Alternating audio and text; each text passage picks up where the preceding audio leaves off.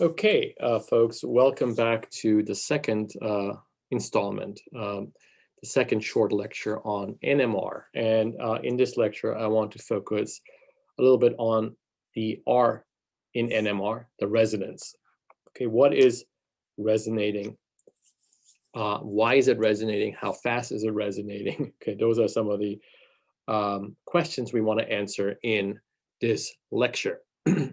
So last time we sort of looked at a dipole moment, a little bar magnet in an external magnetic field. We said it was going to rotate, right? We said there's going to be a torque, mu cross B, that acts to rotate the bar magnet into the magnetic field, the external magnetic field. This is the idea behind a compass, right? The little compass needle is a little dipole, a little bar magnet, and that bar magnet wants to align with the Earth's magnetic field, and it tells you where north and south is. Okay, so no surprise here. Now, we said that's how a bar magnet would act, but let's see if that is also true for a nuclear magnetic dipole moment mu. So can we just swap out the mu for the bar magnet and everything is going to be exactly identical? And here we have to say no. There is an important difference. And the difference is that the mu is always coupled to the S, right? We said that the mu and the S always come together when we're talking about an elementary particle, because the spin of that particle is what causes the mu to begin with. Okay, and so you cannot separate the mu from the S when you're talking about an elementary particle. Okay, and so that is actually an important point, because while tau is equal to mu cross B, and that's just an elementary formula that's going to be accurate, applied to this kind of situation where mu points diagonal and B points up. Well, if you use the right-hand rule to evaluate the cross product, you find that the tau points out of the page. Again, that tau is what would cause the rotation, right, as well, normally. But here we have to remember a second formula, right? We have Newton's second law of rotation in rotational form, namely that tau is equal to the time derivative of L being the angular momentum, so dl dt. And for us, the angular momentum is in the form of spin. So we have that tau is equal to ds dt. All right, so when we combine the two formulas, then tau is equal to that cross product formula with Newton's second law. We get that the change in the spin of the particle in this case is given by that cross product. But of course, there is now also a connection on the left-hand side between spin and mu, okay, namely that gamma provides you with that connection. So we can also write that 1 over gamma times that time derivative of mu is equal to that cross product involving mu. We get this kind of formula, right? And so bringing the mu over to the other side, we get that the time rate of change of mu is given by gamma times the cross product mu cross B. Okay, and so that is kind of an interesting formula. You could analyze it in classical physics, like of course, like physics 311 or something like this. You could analyze and find solutions to that differential equation that is given in vector form. But what we can say, just to summarize, is that this is the exact equation for spin precession. Okay, so that is the equation for spin precession. What we get is that when we have a mu, and here this is shown in red as a tilted vector, and we have a magnetic field pointing straight up, let's say, then mu cross B, we said was tau. That's a vector pointing out of the page. Okay, and that's therefore then also given by the time derivative of mu. So that's an interesting sequence of steps, isn't it? We have a mu and a b pointing up. The cross product is a vector pointing out, but that vector is now associated with the time rate of change of mu. So you have a mu that's pointing here and a mu dot, if you will, pointing out. What happens? Well, you're going to get, after some time, okay, a mu that's no longer pointing in that direction, but it's pointing sort of along the tip here, sort of traversing this circle, isn't it? Okay. So then a little while later, the mu would be here, and then a little while later, it would be here. So what we get from this formula, where the rate of change of mu is always perpendicular to the mu at in any given orientation, what we get out of that formula is that the spin precesses, that the tip of that vector representing mu performs circular motion. And so that's really the important thing to remember now. Okay, so instead of this mu just simply rotating into the field, okay, the field here being represented by this vector here, like pointing up. So normally the bar magnet would just tilt in an effort to align itself with the magnetic field direction. Here, this is not what happens. Here we're getting sort of circular motion around the magnetic field line. Okay, so something very different happens. What caused that difference? You should ask yourself, why is this a little bit more difficult, more intricate, more trickier compared to the earlier discussion where we said that a bar magnet would simply try to rotate to align itself, would simply rotate into the field. And yes, there might be some oscillations there, but they would quickly damp out, and we basically would end up with a bar magnet aligning with the magnetic field line. Here, in this context, we're not getting that. We're getting that the dipole moment precesses about the magnetic field direction, but doesn't really rotate into it. What gives? Why the difference? Well, we said the reason is that mu in the elementary particle context is always associated with an angular momentum, right? And so it's sort of the difference between this just falling over, okay, plopping over, and if this were a spinning top that had an angular momentum, well, it wouldn't actually flip over. It would actually precess, right? That's what we know spinning tops to do. So it's very similar to a spinning top. The physics is actually identical. We have now this magnetic moment performing precessional motion about the preferred direction, namely about the magnetic field orientation. And so that's sort of the big picture that I'd like you to come away with. And now we can go a little bit beyond that picture to look at formulas. What are some of the formulas that come out of this analysis? Well, one formula is that we can predict the frequency of precession. So how fast is this process happening? How long do we have to wait before this mu ends up in the same place as it was before? Okay. And so if we did the analysis, we would find that the omega, the precessional speed, angular speed, is just given by gamma times b. Very simple formula. Omega is equal to gamma times b, where the omega here refers to this precessional motion. Okay, and so so this omega does not refer to the spin itself. Now it's referring to the motion of the spin, or the motion of the magnetic moment.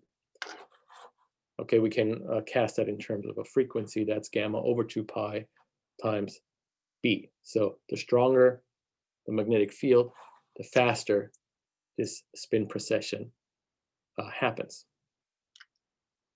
Okay.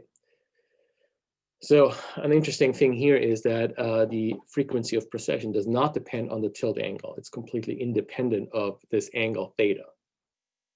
So it doesn't really matter whether the spin is only slightly tilted away from the magnetic field axis or whether it's tilted quite a bit away from that axis. So for instance, you could think of a scenario where you have a theta of 90 degrees, right? So now mu is actually perpendicular to B, but that frequency of precession would still be the same, right? We would still get the mu sort of evolving like this over with time. Okay, so we're now basically tracing out a circle in the xy plane. If the B field is along the z-axis, then the mu would trace out a circle in the xy plane. Initially maybe aligned with the plus x-axis, then aligned with the plus y-axis, then aligned with the minus x-axis, minus y-axis, back to plus x-axis, and then repeat. Okay. And there we have that the period of oscillation here is 1 over f is given by 2 pi over gamma times b. So that's a nice compact formula. The question is, why would the gamma be perpendicular to the b in the first place? All right.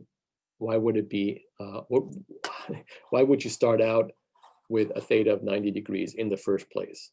Because that's a valid question to have. How, we would expect maybe that the mu sort of aligns with B, all else being equal. So, that's the lowest energy state after all. And usually systems, even microscopic systems, find their way towards that lowest energy state somehow. And so maybe intuitively would expect that that mu just to align with B. So, and in that case, of course, we would not register any spin precession because the two are perfectly aligned. So we have to sort of find a way to get from sort of this preferred state of mu aligning with B, mu and B being parallel, to a mu being perpendicular to B if we want to observe spin precession.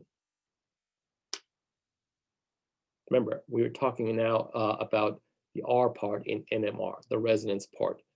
Something has to resonate, something has to move. Okay, we would like to sort of measure and see and work with this spin precession. But in order for that to happen, we can't have the ground state, right? Mu cannot be perfectly aligned with B because then we don't get that kind of motion at all.